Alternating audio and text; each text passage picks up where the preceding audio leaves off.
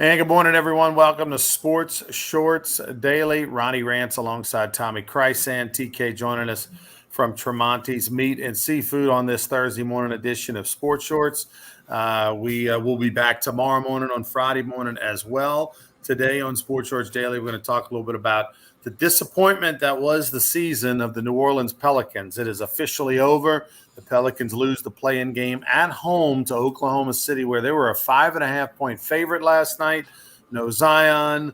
They blew a lead with 2 minutes to go, and this season is going to get put into the history books, and quite frankly, it is a disappointment. They were expected to make the playoffs. They were expected to even really be a top 5 or 6 seed for sure and not have to deal with the play-in game. They were number one. They were the number one seed before Christmas time, sometime early December. And then once Zion got hurt the first week of January, everything went down from there. And the fact that it seems he physically could play, but Zion says he doesn't feel like Zion, and until he feels like Zion, he's not going to play. That's not sitting well with others. Tommy's going to have his comments on that. Also, LSU Baseball Big Series at the Box starts tonight, Thursday, Friday, Saturday. Rain is expected this weekend. How will that affect the series? There's some rumors they might try to play a doubleheader on Friday and not worry about Saturday. We shall see. Today's supposed to be okay. They'll play tonight, 6 o'clock. And Paul Skeens will be on the mound. Folks, if you're contemplating going, you're not trying to go, like anytime Paul Skeens pitches, cancel what you're doing and go to the box and go watch him play. He's not going to be doing it many more times, this year. And this guy will play in the major leagues, barring any sort of catastrophic injury. He'll pitch in more than 10 years in the major leagues and be one of the all-time greats to ever come out of LSU. And you want to be able to say you saw him as many times as possible in a Tiger uniform. We'll talk about that series. The Tampa Rays. No, they're not the Devil Rays. They're the Tampa Rays. They dropped the term devil years ago, thanks to Russ Johnson. That's a whole long story. But the Tampa Rays are 12-0, one of the best starts in history. Amazingly, they're 12-0. But Tommy is going against the Rays today. He'll tell you about his pick. And Shaquille O'Neal got some folks rattled, said the greatest LSU athlete of all time might be Angel Reese. Well, it might be a little bit of a creature of the moment. Tommy will tell you some folks he thinks might be better than Angel Reese.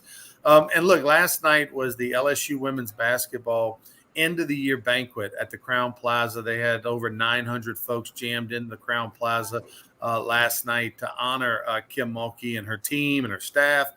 It was a fantastic event.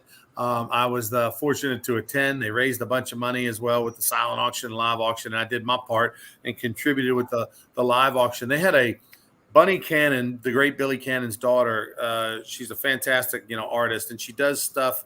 She takes a basketball or football or baseball or whatever, and she'll put crystals all over it and decorate it and everything. So they had this purple women's basketball. They had taken a basketball that was game used. It was worn used at one point during the regular season game in the PMAC. They took the basketball, they put crystals all over it. It was purple with gold striping and LSU on it. Really amazing. She made one of them. It went for $20,000 last night, Tom. Did you get that one, Ron? I did not. No. Okay. I saw a picture of it on social media. It looked fantastic. Yeah, it was really cool. They auctioned off her jacket that she wore in the championship parade and in the celebration. It was a purple jacket with LSU tiger heads all over it. I had a miniature statue.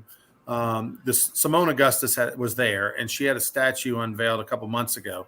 Well, the artist did 7 little mini, statues, and 4 of them went to her family. 2 of them went to a couple former assistant coaches, and then the 7th one was auctioned off last night. That went for $3,500, and you got to take a picture with her. Holding that statue. So they had 5 items total, raised a bunch of money, and it was a fantastic event. Kim Mulkey was sensational in her praise of her seniors, and the video at the end that they played at the end of the night, the recap video of the season, really, that was narrated by Patrick Wright, was fantastic. I mean, absolutely fantastic. One of the best videos I've seen. It brought many in the house to tears. I may have welled up just a little bit, might have just a little bit, but it was very, very good stuff, and they honored the team last night. All right, TK. First off, let's talk Pelicans. You were Nostradamus last night. Everybody's depressed the Pelicans lost. The season's over, but not you, my friend. You were a big winner. I was. I took the Thunder on the money line. They were getting 5.5 points. It was 6 early in the day. Went down a little bit. The Thunder were 2 games under 500. The Pelicans were 2 games over for the season, but they got the second youngest team in the NBA, and they got some guys that could shoot. So you know me, I'm kind of a money line guy. A lot of times that'll get my attention, and it did last night. Trey Blossman, who I do a podcast with, said he would not lay those points by the Pelicans. He said if they win, it would be too close, and he liked my idea of money line. Well, we went with it, and we hit it. So Pelicans are done. Zion Williamson, a couple hours before the game, on camera, says he's just not mentally ready to play basketball, and he doesn't think he can help his team more from the bench cheering for him, which that's ridiculous. He warmed up in the pregame, in uni. Then he looked like Anthony Davis, street clothes once the game started, and obviously was just sitting there with all his silver chains on and stuff, cheering for the team. The Pelicans have to make a decision very soon. Do they trade him and get whatever they can get for him, whatever that may be, or talk to him and say, look, you're either going to play or you're not going to play. You've been healthy for 2 months, it's been reported now, physically cleared, but he's not mentally ready. That's just, I don't know many people that can wrap their arms around that. It's either that and he's making a pile of money. Man, that's unfortunate. He's the highest paid cheerleader in the league, huh? Yeah, he was an up and down season for the Pelicans, and it was in part due to him.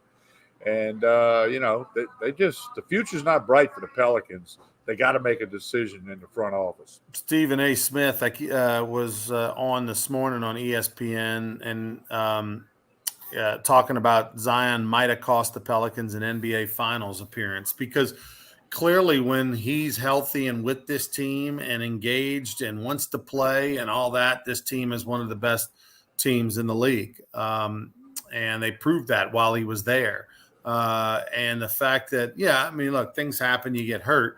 And we know he re-aggravated sort of that leg, that hamstring in February, but we're almost to the, middle of April. And the fact that he's able to practice, play, whatever is, but doesn't choose to, and doesn't think that a 75%, 75% Zion wouldn't help. I mean, of course it would. Well, he's selfish. He's not thinking of his teammates. He's not thinking of the organization. He's not thinking of the fans of the Pelicans who spend their hard money to buy tickets and buy shirts and hats and hoodies and all the gear. But yet they don't, he says, I'm not mentally ready to play. Now, some people can't wrap their arms around that. And, I know mental health is a thing. But if you got that much problem, don't sit on a bench. Go get some help. He was more of a distraction. Yeah, here's the thing about the whole mental health argument, right? Like, mental health is, it's like nowadays, ever since the Olympics, when the gymnasts used the mental health thing, and then it was like, everybody questioned things for 24 hours. Then it was like, if you question her, you're a horrible human being. Okay, here's my take on the whole mental health, because it's almost like if you say, well, I need a mental health day or a mental health break, or I can't, then it's like hands off. Okay, listen, do all the mental health you want, but give me my money back. You know what I mean? Like, yeah, if that's my whole thing. Like, if you don't feel up to it, or you feel stressed, or you feel whatever, and you're a professional, whether you work at the insurance office or whether you are a professional NBA player, doesn't matter. You need a mental health day, a mental health week, a mental health break. Okay, you know what? Maybe the compromise is you get to keep your job if you get a diagnosed mental health break and your physician says they need some time off. Okay, you know what? You get to keep your job, but I don't have to pay you. You know what I mean? It's not paid time off. Take all the time you need. Zion, we're going to keep that check for the month of February, or whatever, if you need a mental health break. And so that would be my take. And it doesn't mean NBA. It could be anything in life. But so in other words, if I need a mental health break from Sports Shorts Daily, Yeah, I You're think not you writing should me a pay me, check that Tommy, if week. you need Yeah, a I got to mental health pay break. you. Okay, all right. I just wanted to know what happened in case it's not coming up. Trust me. All right, let's move on. LSU women gymnastics. Before we talk some other LSU women gymnastics. Don't look now, but here they are once again in the semifinals, the Elite Eight of LSU women's gymnastics. They're going to be on ESPN2 this afternoon at 2 o'clock. So on your phone or on your television, you can check it out. They're in Fort Worth, Texas, Florida. Cal, Denver, who's really, really good. Of course, LSU went to Denver for the regionals, and LSU, that's in their grouping, their foursome on their side. And if they advance, they'll be in the national championship on Saturday. So 2 p.m., Fort Worth, Texas, Florida, Cal, Denver, LSU competing on ESPN2 and gymnastics. Saw Dee Dee Bro last night. She was at the banquet for the LSU women's basketball, honoring them. Naturally, she'll be in Fort Worth today. And hey, LSU's women brought home the elusive national championship. Nobody thought they would. They thought, well, they might get to the Final Four, maybe, and that was a tremendous accomplishment. But then they shocked the world. That would be like LSU gymnastics this year. They're not expected to win a national championship. They sort of they've had a lot of injuries and whatnot, and they're sort of happy, happy that they made it this far. But it would be quite the accomplishment if they rode that wave of LSU women's sports. Maybe they will, and I mean, they weren't expected to be where they're at, nor was Kim Mulkey's team. So, hey, maybe big things on the horizon for gymnastics. I'll be curious to see how it develops. By the way, you see on the screen, LeBear's Casino and Hotel, the Barstool Sportsbook, great place to watch the games. You can go there today at 2 o'clock, have lunch, and watch the gymnastics. They remodel. Wait till you see it, Tommy. When we go in there, not this week, we'll be over in Bruley at the Bruley Walk-Ons. But next week, because we go to Barstool twice a month, the second and fourth Saturday of every month, we do Sports Shorts Radio on Saturday mornings from 10 to noon there. But in the Barstool Sports Book, as well as the grill and everything, they've remodeled some stuff, put some Trey Ledbetter and the gang did some fantastic work. Wait till you see it. It's really incredible. They were in there yesterday kind of finalizing everything. They've got some football helmets hanging up everywhere, kind of where the blackjack tables are, Tommy. They redid that area. They've got, framed artwork and jerseys. My jersey got relocated. And I was in the prime spot, Tommy. I kind of got to the B spot. But, hey, just happy to be a part of the team. Well, I'll be at LeBear's tomorrow night. I'm going to the Marshall Tucker concert, so okay. I'm gonna have to dip into the sports book and all of that. I got to check it out. Of course, I was there last Saturday for radio, and but I'm gonna dip in there Friday night, get a cocktail as I get ready for the Marshall Tucker band.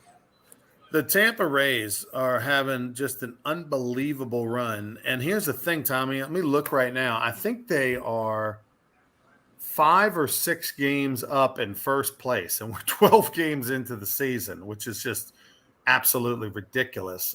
Here's the standings. All right. The Rays are just 4 games. Okay, so Toronto's gotten off to a good start along with the Yankees. They're both 8-4. Tampa Bay is 4 games up, and we're 12 games in. I mean, that just does not happen. And, I mean, to put that into perspective, the most anyone else is up is 2. The Braves have gotten off to a hot start. They're 9-4, and the Mets are 7-6. They're 2 games up. Everybody else is, 1 game. What's going on with the Rays? And, oh, by the way, it's tremendous timing because the Rays, there's a lot of talk this offseason about when maybe the Rays would move or maybe would they get bought? Would they get moved to Vegas? What? Major League Baseball wants to have a team in Tampa. 1, for the television. 2, they want to have an anchor down there for spring training and not just be Miami, right? They've got all those teams down there. They've got the Yankees are right over there near Tampa. They got all those teams that are in Florida. They want to have that anchor major league team down there along with with Miami. It helps for spring training purposes. It helps. They've got tons of fans on the East Coast that live down there. They want to have that presence in a huge state and a big market like in Florida. So they don't want them to leave. Trust me. And now we're finding out that there's going to be just a deal in place, a contract to get it done for a new ownership, to get a new stadium along with the city and the state. So there's a lot of things positive happen for the Rays off the field. And now on the field, my goodness, they're the best team in baseball right now. Well, and this may spark some of that other stuff to happen even quicker. And they play at noon today against the Red Sox, getaway day to noon start.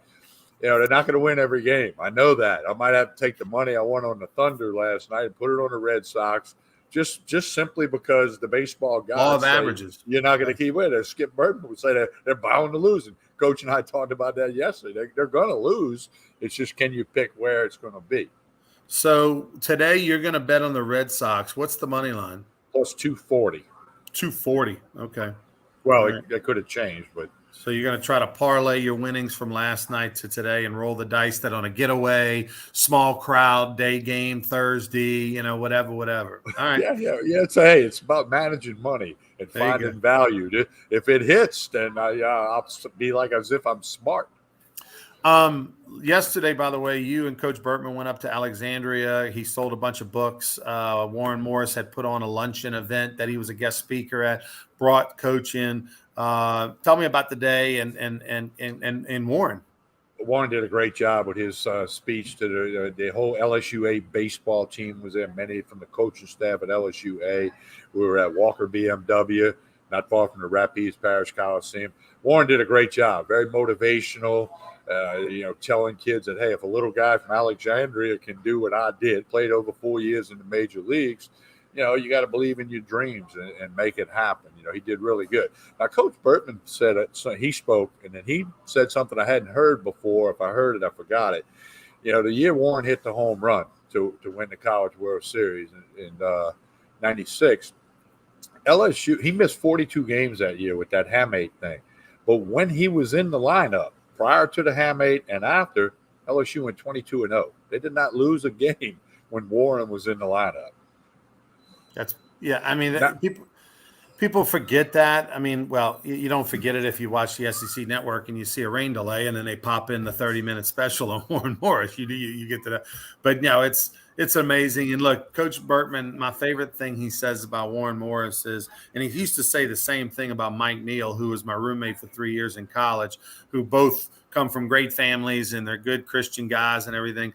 Coach Bertman used to say of both of them, Warren Morris is such a great kid. He's such a good kid. He goes behind the dugout to chew gum. That's what kind of good kid he is. And so, I mean, it could not have happened to a better guy. Had it happened to, and I say this because I'll say it, I never choose another guy because he's a buddy and he doesn't get offended. And it's funny. Anybody who really knows him, if Chad Cooley had been the one to hit the walk-off homer, he might have put himself in the grave by partying the next year that hard. Well, Ronnie, your name came up yesterday. Coach and I, it's 2.5 hour ride. We got to talk about something. Yeah. He tells me, he says, we were talking about Christian Little throwing 40 pitches in the first inning the other night. He goes, TK, I never, ever pulled a pitcher in the first inning. I said, Coach, what about Ronnie Rance? He goes, I might have to think about that one. No, he did. That son of a pulled you in the first. Pulled me in the first against Maine. I didn't remember that part. I was just joking, like, Coach, even because your name comes up when we talk a lot. I said, even Rance should never pulled. He goes, I got to think about that. Listen, that guy pulled me in the first. He pulled against Maine. He pulled me in the second against Georgia, and he pulled me in the third against Tennessee. Okay, how many outs did you have against Maine? 2. Okay, I did you better. I got yanked in the first with 1 out against UNO. My Okay, only out was a pop up by Randy Bush. So, and he played in the majors forever. Got that story. But I can't remember the exact play-by-play. I remember it just happened so fast as it does in the first inning. But Rodney, I got to add this in. Okay, so I get pulled 4 earned runs, 1/3 of an inning against UNO. But the flip side of the coin is Joe Housey threw a perfect game against us. 7 innings. 7 innings, perfect. Anyway. So we're in the bus, and I'm telling my teammates, I'm like, you guys didn't even touch first. Don't get on my ass for getting ripped, So I'll tell you the quick story. We're playing the Maine Black Bears, 1992. It's a Friday night. I get the ball.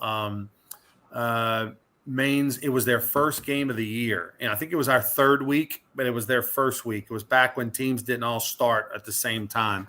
And, of course, they started as late as possible because of the weather in Maine. And it was their first game of the year. They're at Alec Box. And people forget Maine was a good baseball program back then. They went to the College World Series, I believe, 3 times in the 80s. And so they come down and probably a young Ronnie Rance was looking past them a little bit, or not as locked in as I needed to be. And we had heard, that had been inside for 2 months or 3 months, hadn't been outside, been practicing in a gym, whatever. And they come out just, and Coach, said this after the fact. Of course, I wish he'd have told me beforehand that, they came out adrenalized and just their hair on fire, and because they're just outside and it's LSU and a big crowd and all that stuff. And they came out adrenalized, and I didn't give up a homer. Wasn't a super walk fest. It was probably a walk, a hit, an error, a line drive, a walk. It was a combination of things. I just remember I didn't really get smashed or hit super hard. It just was a lot of bad things all culminating at once. And next thing you know, I look up and there's a couple guys on and a couple guys in. I think I gave up 2, maybe 3. And next thing you know, Coach is calling me, and I'm on the phone back to Phoenix, Arizona, talking to my mom and dad on a landline, which for the young people out there, a landline is the thing with the string and the phone and all. There's no camera. But anyway, and then I remember after the game, I'm feeling terrible. We lose. We ended up winning the series, but we lost that game. And we're standing around Coach Burtman in the right field, and he's giving the post-game speech and talking about things. And I remember he said, and I was in the back of the circle, feeling sorry for myself, kind of pouting. And Coach Burtman says, hey, guys, listen, don't worry about this one. We're going to get them this weekend. We're going to win the series, swear to God. This loss, is on me. It's not your fault we lost. It's my fault we lost. And so for a second, I kind of I just kind of shoulder. Okay, it's not my fault. It's his fault. Just for like a second, like it just. And he said, it's not my fault we lost. See, it's not your fault. It's my fault. See, I started the wrong pitcher. He rants, and he's got long fingers, and he pointed the finger right at me, and he reached through the crowd, and the guys parted, and he came towards me, and he put his finger on my nose, and he said, see, Rance thought the fucking game started at 7, and it started at 6:30. And I felt like shit. And that's a good one. That's a good one. All right. Last thing ever, real quick comment by you, then we get out of here. Shaquille O'Neal. I know it ruffled your feathers. I think he's just playing to the crowd, but he said Angel Reese is the greatest LSU athlete of all time. She's not in the top 30, maybe not the top 50 of athletes. Come on, Tommy. Top 30.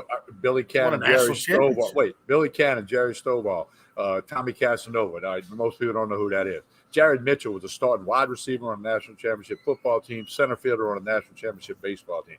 Jeremy Whitten was a better athlete. He punted for LSU and played left field. But, I mean, the Mondo Duplantis, I think he's a better athlete than Angel Reese. Okay, I mean, we can go. And then all the other great track and field stars at LSU, the women who won countless national championships. No, Shaq, you might want to rethink that one, okay, a little bit. Because she's not the best athlete to ever come out of LSU. It's not even close. Well, she's still a great one. And she's the best thing. She's a national She'll be champion. back next year. Two more years. And she's got to go 2 more. Oh, she's got 2 more. Right? The thing that's interesting, and she might go pro, though. That's the thing. She might go pro after next year. But she can't. She's got to go 2 more years here. She's not eligible for the draft until down the road. That's been written many a time. So here's the thing I will say about her. This team – next year, I'm curious to see the transfer portal. Well, and they got Michaela Williams. Now, here's the thing, Ronnie. I hope they book the Crown Plaza for next April 12th because there's going to be another celebration. Probably. Let me tell you something. They need to book the Raising Cane's convention center because they're not going to have enough room next year. They had 590 because I emceed the auction last year for LSU women's basketball. They had 590 people last year. They had over 900 this year, and they probably couldn't put another. They might have been able to put 1 or 2. See, the thing about the difference between LSU's baseball banquet and the women's basketball banquet is baseball, they don't have a big a dais. They don't have the big dais with the big tables and all the people up there on stage. They'll have a few people up there, but not in women's. They have the whole staff on the front row and their wives or husbands or whatever. They have the players on the back row. They have a giant stage, dais up there with everybody on it. They don't do that with so there's more room for baseball. So they actually were able to do 1,000 people in that same room where they're only able to do 900 something this time around. They're gonna have so they sold I think 40 tables in the last week and a half. After they won the national championship, they sold like another 40 something tables. They're going to have to move it to another venue. And the Crown Plaza people are fantastic. The husband-wife combo that owns it and runs it, big LSU supporters. They donated a 6-person dinner catered by them with Kim Mulkey on center court in the PMAC. Of course, that went for $10,000 or something like that. But anyway, yeah, they'll be celebrating next year. They're the favorite. They're the number one, preseason number one, all that stuff. Yeah, all right, TK, tell us about Tremonti's. Well, we're not always over here on a Thursday. The lunch special on Thursday is jambalaya. It's great. They sell a ton of it every Thursday. So you can check that out. Hey, just because Easter's gone, they still got boiled crawfish, still got live crawfish, catering, small group, large group. It doesn't matter. They're going to be out at the Rougarou Golf Tournament on May the 1st. Be part of that event out at Greystone, and we'll get you more information on that. I'll get that flyer put up. But Tremonti's Meat and Seafood, great wine selection, the bourbons, the vodkas, everything that you need. Tremonti's Meat and Seafood, Jefferson Highway in Baton Rouge. All right, for Tommy Krysan, I'm Ronnie Rance. We'll be back tomorrow morning for more Sports Shorts Daily. We'll be talking, of course, tons of LSU baseball after Game 1 is tonight. And we'll give you an update on the Rays. We'll tell you if Tommy won his bet against the Red Sox, taking the Red Sox today on the money line. For Tommy Krysan, I'm Ronnie Rance. Thanks for watching Sports Shorts Daily. Please like and share this video. We appreciate your support. And as always, this show is presented by LeBear's Casino.